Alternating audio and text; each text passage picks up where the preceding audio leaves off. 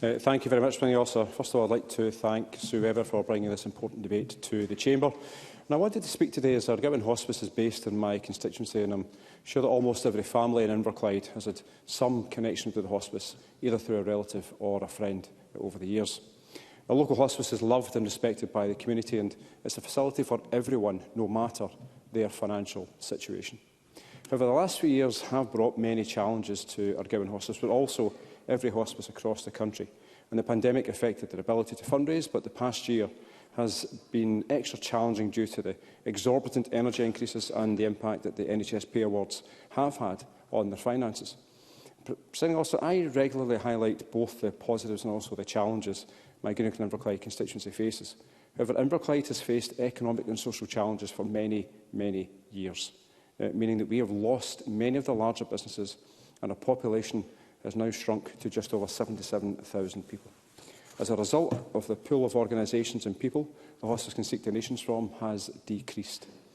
Therefore, Argyll Hospice get creative with a range of fundraising events they organise every year, like the 12 Days of Kiltmas, which the Chief Executive and myself are currently doing. So we're in the kilt for 12 days straight, starting on St Andrew's Day last week. Today is day 7, and there is a Just Giving page if anyone is interested. They also organise the ever-popular Argyll Hospice Ball. They organise fireworks, skydives and Christmas appeals.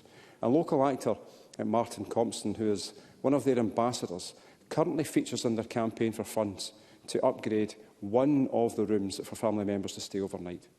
But as you can see, Presiding Officer, their fundraising team are busy all year round, and these activities help the hospice engage with the wider community.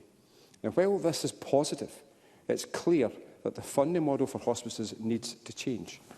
And with each hospice across Scotland receiving a different percentage of public funds to help them deliver services, there is no parity in the sector. And consequently, Scottish hospices have come together to work collectively on this, which I wholeheartedly welcome. I also know that the financial situation facing the government is tough. Just this afternoon we debated the fiscal framework, with a wide variety of political points being raised by all sides in the Chamber. This debate doesn't need to follow in that vein. But the hospice's letter sent to the Minister dated the 20th of November, it was clear and highlighted the situation that Scotland faces, as well as their asks going forward. Now, one of the most important asks for me is about the future, but I also believe that we need to have that wider discussion and find a solution to the longer-term funding situation for all of our hospices.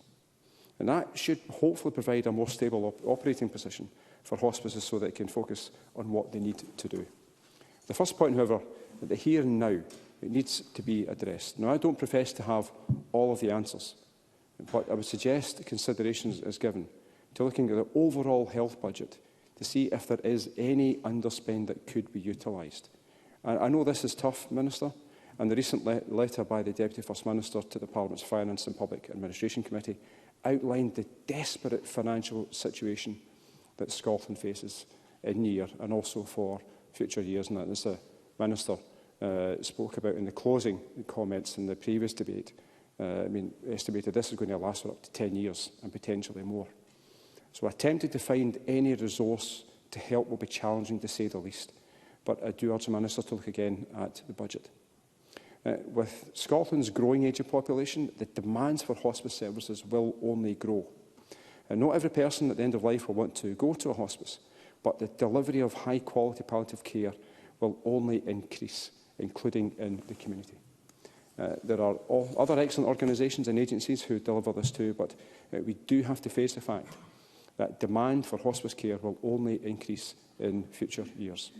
And that's why a fairer funding model to ensure the stability of our vital hospice sector is needed. Thank you.